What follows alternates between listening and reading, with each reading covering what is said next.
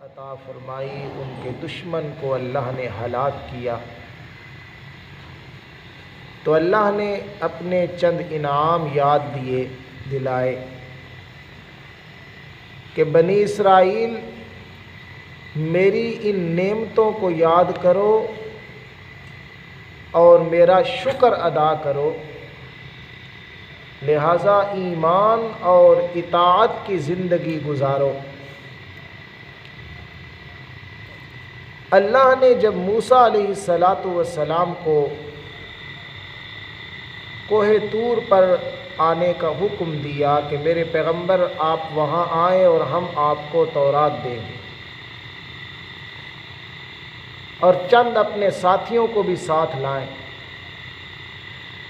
تو موسیٰ علیہ السلام جب تورات لینے کے لیے گئے تو اپنی اس قوم سے پہلے اللہ کے دربار میں چلے گئے، قوم پیچھے رہ گئی۔ موسیٰ علیہ السلام ذرا جلدی سے اللہ کے ہاں پہنچ گئے کوہ طور پہ، تو اللہ نے پوچھا میرے پیغمبر آپ جلدی کیوں آئے ہیں؟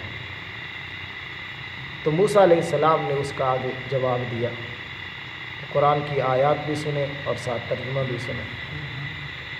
وَمَا أَعْجَلَكَ عَنْ قَوْمِكَ يَا مُوسَىٰ، اللہ کریم نے فرمایا اے میرے موسیٰ پیغمبر، مَا أَعْجَلَكَ عَنْ قَوْمِكَ، کیوں جلدی کی ہے تو نے اپنی قوم سے آنے میں اے موسیٰ علیہ السلام، کہ قوم تیری ابھی نہیں آئی اور تو جلدی جلدی آگے آئے، کیا وجہ ہے جلدی آنے کی؟ موسیٰ علیہ السلام نے فرمایا ہم علی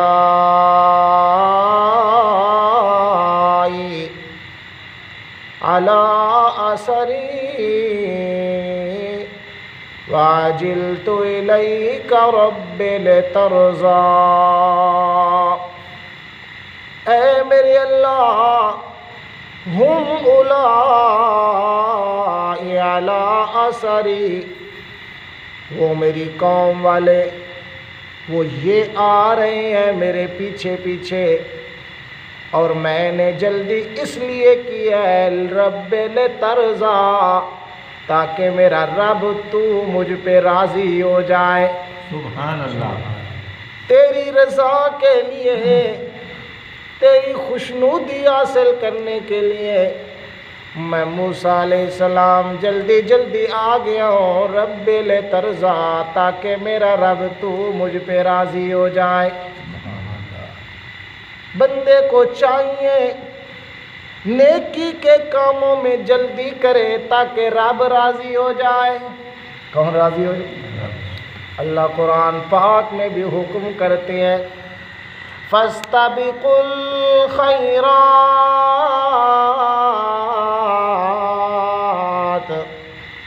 او لوگو نیکی کے کاموں میں جلدی کیا کرو۔ جب بندہ نیکی کا ارادہ کرے تو اس کو چاہیے کہ فوراً اس کو کر ڈالے، نیکی کے کام میں تاخیر نہیں کرنی چاہیے۔ موسیٰ علیہ السلام کہتے ہیں یا اللہ اجلت الیک رب لترضی، اے میرے اللہ میں جلدی اس لیے آیا ہوں تاکہ میرا پروردگار تو مجھ سے خوش ہو جائے۔ اللہ نے فرمایا میرے پیغمبر تو جلدی آ گیا ہے، اور تیری قوم کو ہم نے تیرے آنے کے بعد آزمائش میں ڈال دیا ہے۔ قد فتنا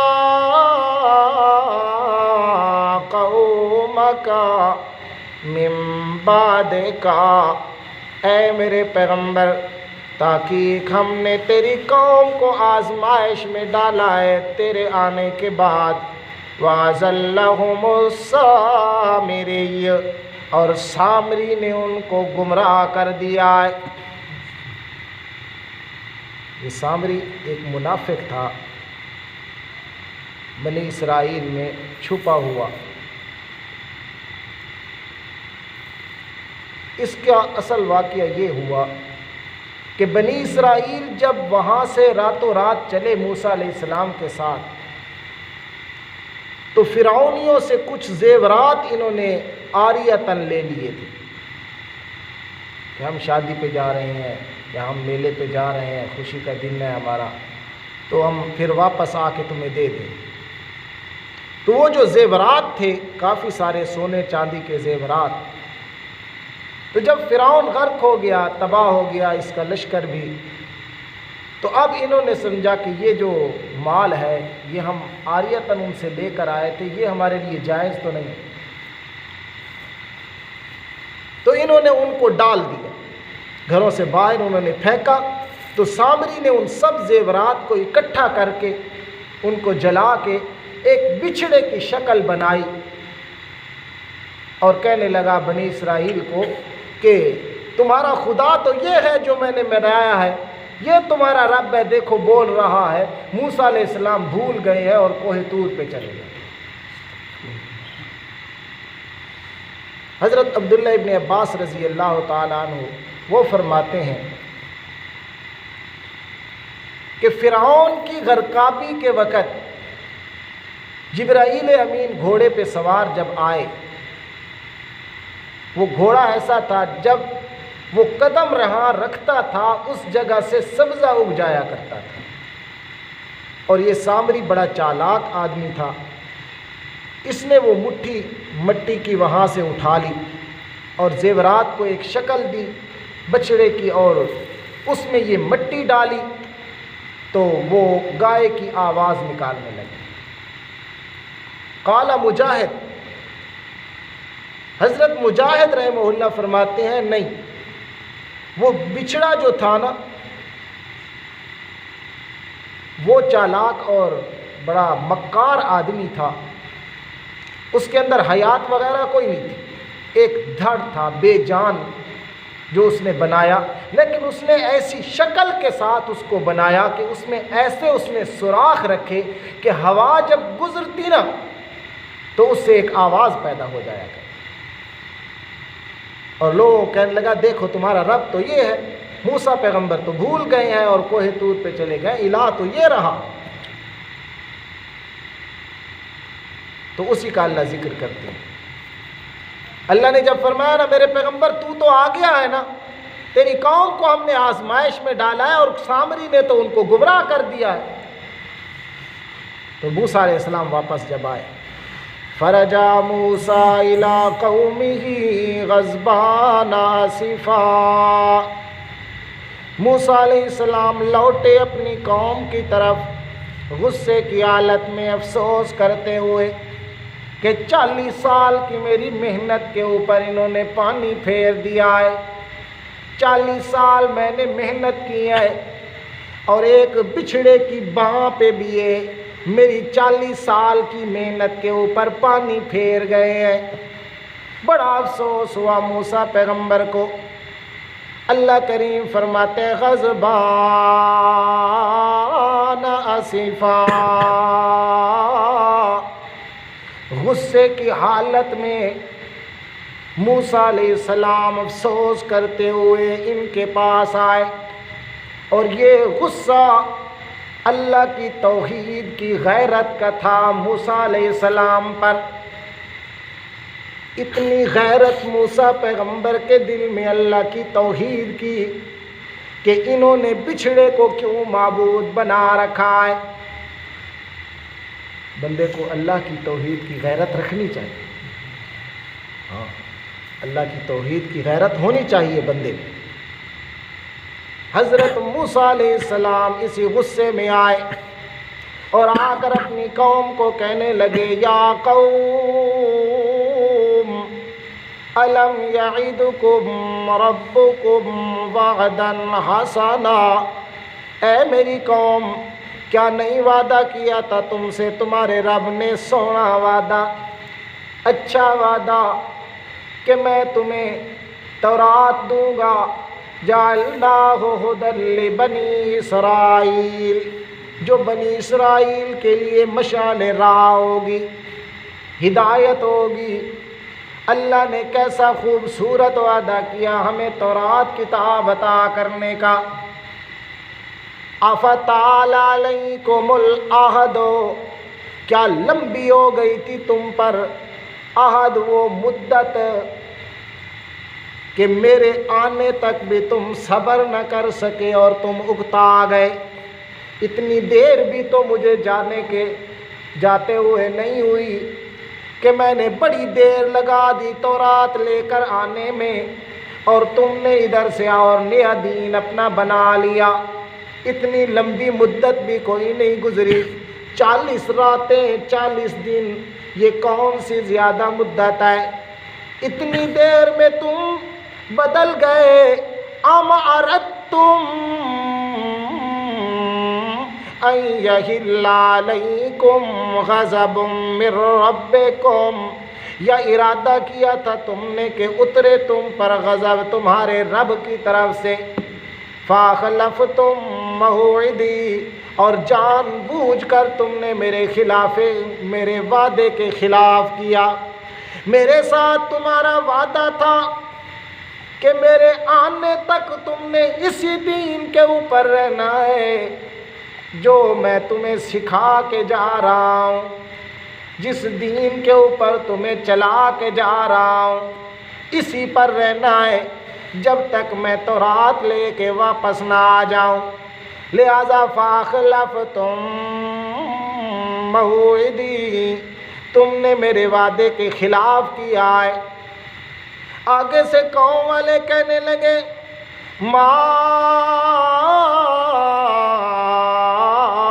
اخلفنا موعدک بملکنا، اے موسیٰ علیہ السلام ہم نے اپنی قدرت اور اختیار سے تیرے وعدے کے خلاف نہیں کیا، بلکہ وَلَٰكِنَّا حُمِّلْنَا أَوْزَارًا مِّن زِینَةِ الْقَوْمِ، ہم اٹھوائے گئے تھے بوجھ قوم فرعون کے زیورات کا، کہ وہ بوجھ ہمارے اوپر تھا کہ یہ زیورات اب ہم استعمال ہی نہیں کر سکتے، واپس بھی نہیں کر سکتے، کہ وہ مر گئے، غرق ہو گئے.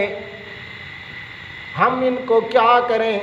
مال غنیمت بھی ہمارے لیے حلال کوئی نہیں ہے، استعمال تو ہم کر نہیں سکتے.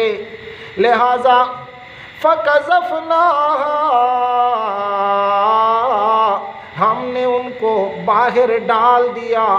فَكَذَلِكَ أَلْقَى السَّامِرِيُّ، اسی طرح ایک صورت ڈال دی سامری نے. ہم نے ان زیورات کو جب باہر پھینک دیا تو اس سامری نے ان سارے زیورات کو اکٹھا کر کے پگھال کے ایک بچھڑا بنا دیا. فَأَخْرَجَ لَهُمْ عِجْلًا جَسَدًا لَهُ خُوَارٌ، پس بنا نکالا ان کے لیے بچھڑا جسدن جو نرا دھڑ تھا، لیس لہو حیاتن، اس میں کوئی حیات نہیں تھی، وہ ایک بے جان دھڑ تھا. اللہ فرماتے ہیں لہو خوارن، اس کے لیے ایک آواز تھی. ایسا اس کو ڈھالا، ایسے ترتیب سے کوئی سوراخ اس کے اندر رکھے کہ جب بھی ہوا گزرتی تو وہ باں باں کیا کرتا تھا. یہ کہنے لگا ھذا الہکم، یہ تمہارا الہ ہے، وَإِلَٰهُ مُوسَىٰ فَنَسِیَا، تمہارا بھی الہ ہے اور موسیٰ علیہ السلام کا بھی الہ اور معبود ہے. سامری نے ان کے لیے کیا ہے؟ ایک خدا. اور بنی اسرائیل جو تھے نا، ان کے اندر بھی یہ عادتیں تھیں. کہتے ہیں جب پار ہوئے نا، اللہ نے نجات دی، تو ان کا گزر ایک ایسی قوم پہ ہوا کہ وہ بتوں کی پوجا کر رہی تھی. تو یہ بھی کہنے لگے اے موسیٰ علیہ السلام ہمارے لیے بھی کوئی ایسا خدا بنا دے کہ ہم بھی اسی طرح پوجیں. تو موسیٰ علیہ السلام نے کہا، فرمایا انکم قوم تجہلون، تم قوم ہی بڑی جاہل، تم ان بے جان بتوں کے پوجنے پہ تم بھی آمادہ ہو گئے کہ ہمارا بھی ایسا خدا ہو جس کو ہم پوجیں بت بنا کے. فرمایا ان ہؤلاء متبر ما هم فیہ وباطل ما كانوا یعملون، یہ ساری قوم جو ہے نا یہ تباہ اور برباد ہونے والی ہے، جو یہ عمل کر رہے ہیں یہ بھی باطل ہیں۔ بڑے جاہل قوم ہے، تھوڑی سی کوئی بات دیکھتے نا تو ان سے صبر نہ ہو سکتا، فوراً موسیٰ علیہ السلام سے نا اس کی درخواست کرتے۔ تو اسی طرح سامری نے موقع پایا کہ یہ قوم پہلے بھی اسی طرح ہے، تو چلو ان کو یا گمراہی پہ لگاتے ہیں، تو اس نے ان کو گمراہی پہ لگایا اور کہنے لگا کہ یہ تمہارا خدا اور معبود ہے، موسیٰ پیغمبر تو بھول گئے ہیں۔ آگے سے پھر آیت توحید ہے، تو کل یہاں سے انشاءاللہ شروع کریں گے۔ اللہ ہمیں عمل کی توفیق عطا فرمائے۔